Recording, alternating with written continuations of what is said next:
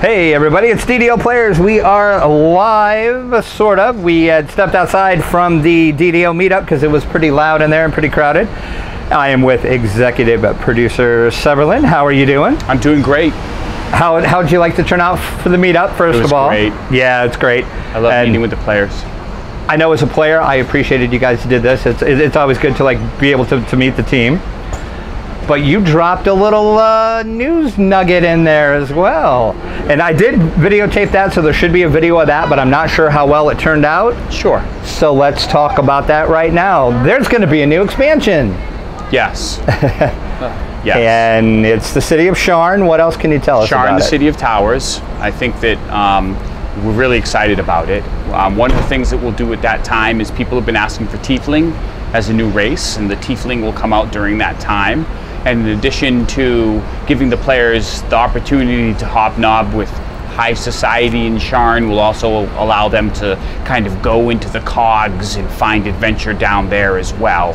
And I think that that dichotomy of high society and sort of the lower tiers of the city should be very interesting. So what, I realize Ravenloft's been out for a little while. Sure. Did the success of that expansion spurn this new expansion? Oh, absolutely. The players have been great in supporting us as we have ventured forth to Standing Stone Games, and we're really appreciative. But the feedback has been great. The players have been super supportive, and we got really good feedback on Ravenloft. So we definitely wanted to continue along that line. The players played through it and really enjoyed it. So yeah, that definitely helped. What spurred on Sharn? Why Sharn? A lot of the team really likes to do an urban setting, and we really haven't done anything outside of Stormreach. So Sharn really captured the imagination with the floating towers and the high society, and kind of the players will have a chance to come in and act in not only normal adventuring, but dealing with the high society is kind of like more of a James Bond spy type feel. Right. Might also be worth noting, I'm not really on mic exactly, but it might be worth noting that that's been a long-standing request, even back to DDO's earliest days. Sure. Where we ever get to, say, Corvair and that, and so we're dipping our toes into that area. And do we know the scope of how big it's going to be yet, or is that kind of still in the planning stages, so you can't really say? So picture Ravenloft, but with a few less dungeons, but a lot more cogs. And the cog will be a giant exploratory area where, as you're wandering through, you might find like surprises and mini dungeons and all sorts of stuff like that. And I know you did say Tiefling, which I, for one, am excited about, and yep. I think other players will be as well.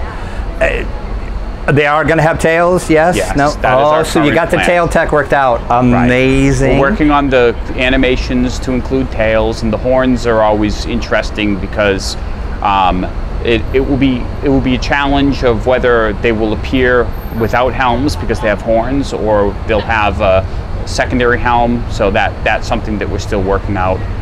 And is there going to be an iconic for the Tiefling? We were thinking an iconic sorcerer, but some of the team really wants to do a Tiefling bard as the iconic. So there's kind of a friendly back and forth about what the iconic is going to be. When are we going to see the expansion? Do we know? I don't want to promise that, but it won't be till next year. We still have some fun stuff to give in October, and then later it will come with the new year. And that was another thing you did kind of in there mention Night Revels. You're going to bring the dragon back, kind of? Yeah, so in October our plan is to do a Spectral Dragon dungeon. It won't be a raid, instead it'll be a 6-man, and okay. It will fix a lot of the problems that cause server lag with the old Spectral Dragon to kind of give the players. It will be tied to Night Revels, and then there'll be another small Night Revels dungeon. We'll probably also have an unrelated raid at the same time, so the players have extra stuff to do. Right, excellent. Well, all right, well this all sounds great, so we can't wait to see this. And thank you once again for taking some time out of the party. You rock, thanks, I appreciate your support.